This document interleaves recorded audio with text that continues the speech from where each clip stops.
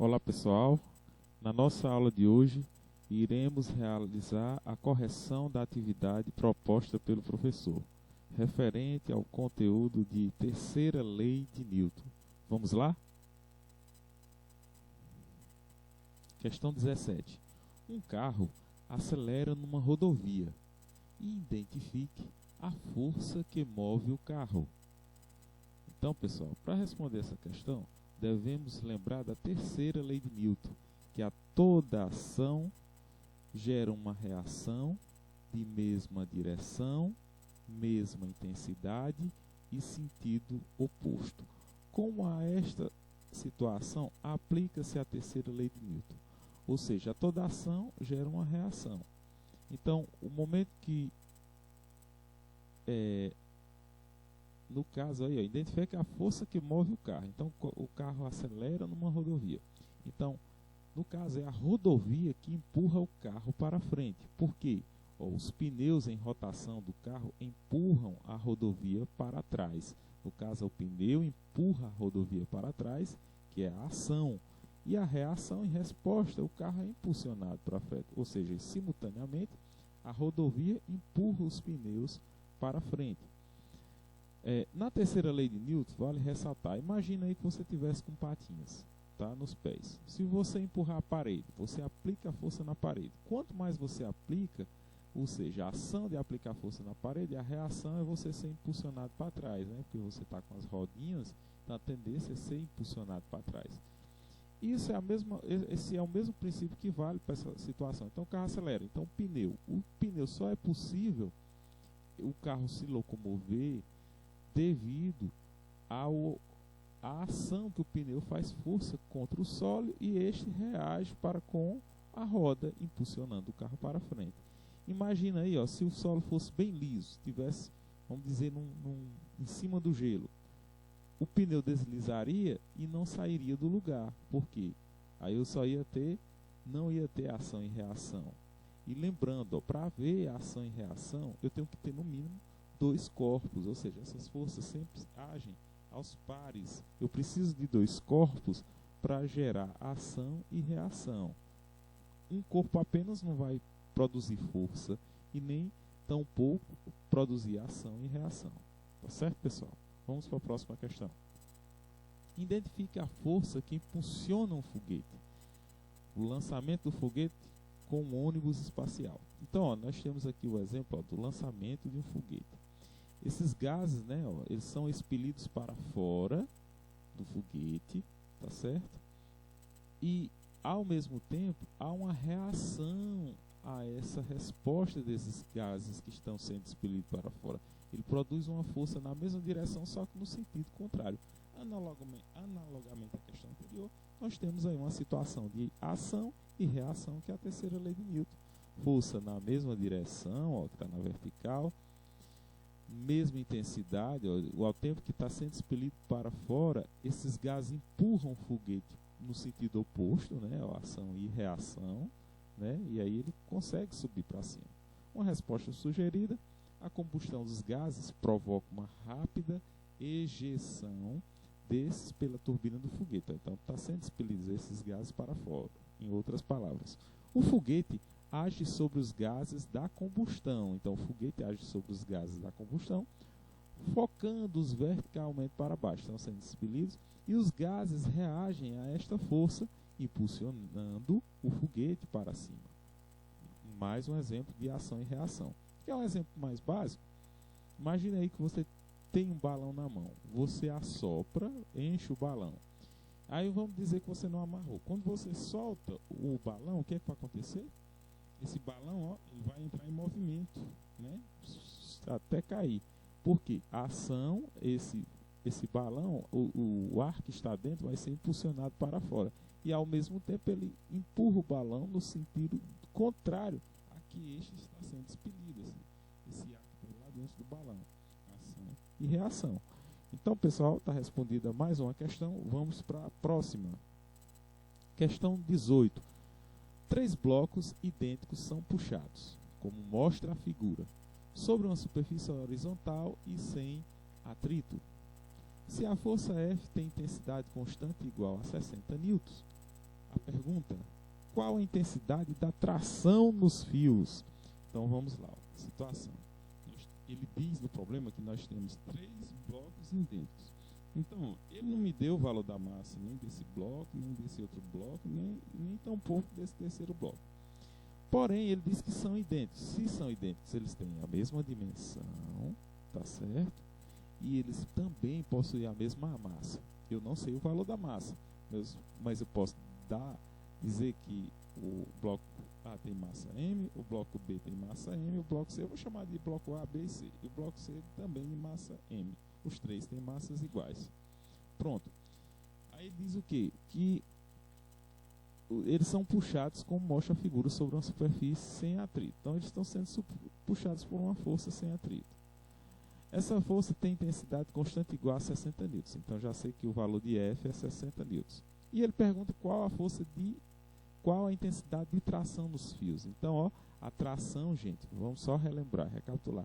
Tração é a força que é gerada em um fio ou num cabo inextensível. Quando eu falo esse termo inextensível, é que não se estica. Vamos sempre adotar um fio perfeito, inextensível. Então, ó, a única coisa que eu posso dizer aqui, ó, que esse bloco M está sendo puxado com a força F, né? E aí, como ele vai tracionar esse fio, tá? Vai haver uma tração, uma tensão no fio, tá? Nessa extremidade, nesta, ó, esse bloco puxa esse outro bloco, né? Então vamos chamar aqui nesse fio, vamos chamar de fio 1, está produzindo uma tração 1. Em todo esse fio inextensível, a força de tração ela é constante, tá certo, pessoal? Então nesse fio a tração é constante. Vou chamar de T1.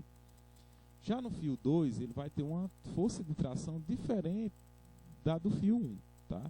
Então vai ter novamente uma tração aqui nessa extremidade e uma tração nessa extremidade. Em todo o fio ele vai ter a mesma força de tração. Então vou chamar aqui de T2 nessa extremidade e aqui de T2. Ó. Lembrando ó, que aqui tem uma ação e reação. Esse bloco produz uma ação, né, na tensão no fio. Em resposta, o fio vai puxar o bloco 2, que também irá puxar o bloco 3. Outra questão interessante é que, como esses blocos estão ligados entre si, eles vão produzir o mesmo movimento e, em consequência, vão produzir a mesma aceleração. Tá? Então, isso é um dado muito importante. Então, para a gente descobrir a tração nos fios, a gente vai ter que usar a segunda lei de Newton. Vamos lembrar. O somatório das forças que agem num determinado corpo é igual ao produto da massa pela aceleração. Então, vou focar aqui nesse primeiro bloco. Ele sofre uma força F, tá? Ó, menos a tração no fio T, porque eu tenho força nesse sentido, ó, o sentido do movimento aqui é para a direita, e aí eu tenho uma força contrária, né, ó, que é a força de tração T1. Então vai ficar F menos T1, ó. Isso aqui eu gero uma força resultante, que é igual a massa vezes a aceleração. Temos aqui a segunda lei de Newton. Soma das forças que agem no dado corpo, no caso, quais são as forças? A força F e uma força contrária, ó, por isso que é negativo menos, ó, menos T1. Porque ela está no sentido oposto ao movimento, por isso que é negativo. Que é igual ao produto da massa vezes a aceleração. Já no segundo bloco, ó, analogamente ao primeiro, eu tenho uma força de tração no sentido do movimento, tá? T1, menos a força de tração que é resistível ao movimento, ó, no sentido oposto, então é menos T2, que é igual a massa do bloco vezes a aceleração, que é a mesma. Ó, eles estão andando sempre juntos, então produzem a mesma aceleração. Já no terceiro bloco, eu tenho uma força de tração T2, tá? T2, que é igual a massa desse bloco vezes a aceleração. Pronto. Então, tenho aqui um sistema, tá?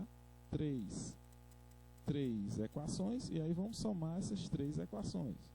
Pronto. Para somar, vamos tentar enxugar o máximo possível, porque eu tenho muita variável envolvida aí nesse sistema.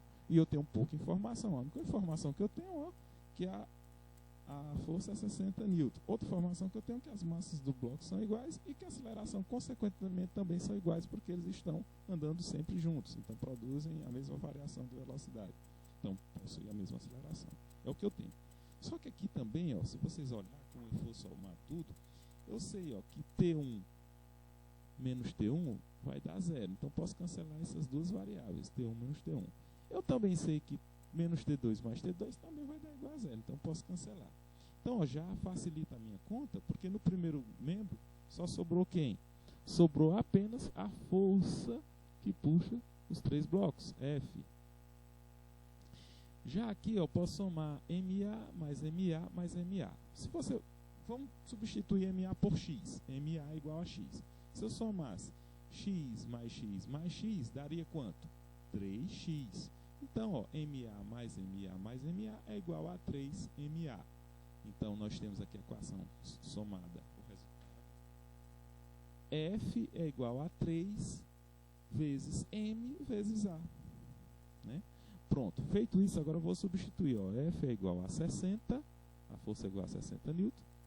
Agora, eu posso isolar aqui o MA passando 3 para o outro membro com sinal invertido. Ó. Como ele 3 multiplica por M vezes A, ele passa para o outro membro com sinal invertido, que no caso é de divisão.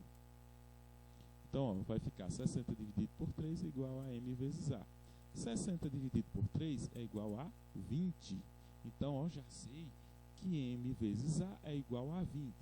Professor, mas ainda não é a resposta. Mas veja bem, se a gente olhar lá quando a gente montou o sistema, T2 é igual a M vezes A. Então, eu posso substituir essa expressão por essa equação. Então, substituindo, ó, vai ficar T2 é igual a M vezes A. E M vezes A é igual a 20. Portanto, a tração no fio 2 é igual a 20 newtons. Professor, mas ainda falta a tração no fio 1. Como eu já tenho T2, ó, posso substituir nessa equaçãozinha aqui. Ó. T1 menos T2 é igual a M vezes A. Pronto. Menos T2 é igual a 20. Vamos substituir. E M vezes A também é igual a 20. Pronto. Vou passar o menos 20 para o segundo membro com sinal invertido. Ó. Se está negativo, vai mais. Aí, ó, 20 mais 20 igual a 40 newtons. Portanto, a gente finaliza aqui a questão. Então, a tração no fio 1 é igual a 40 newtons e a tração no fio 2 igual a 20 newtons. E está respondida a questão 21ª. Então, pessoal, esse foi o exercício corrigido referente à terceira lei de Newton, da página 141. Respondemos as questões 17, 18 e 21. Então, finalizo por aqui a aula de hoje e até outra oportunidade. Um abraço a todos. Tchau.